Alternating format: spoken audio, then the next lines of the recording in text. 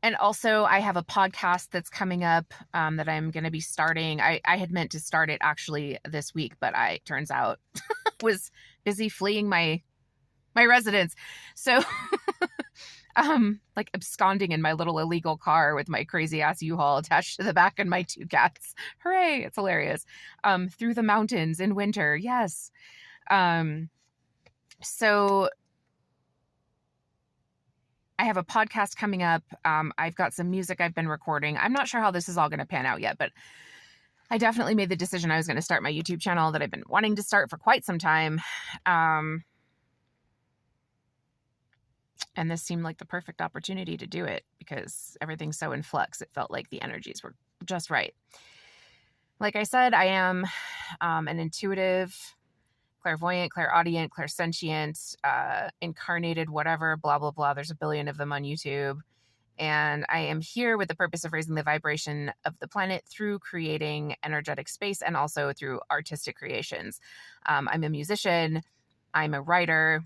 I'm a performer. I'm an actor, a dancer, all that stuff. So, and a practicing magician from a very young age. So that's me. I'm also kind of an airhead, and occasionally don't really know what's going on around me because I have to plug into things that I don't care about to figure out what's happening in the world around me. But like, not letting your tabs expire. Anyway, I'll catch up with you guys shortly, and I'm going to take a nap. Peace out.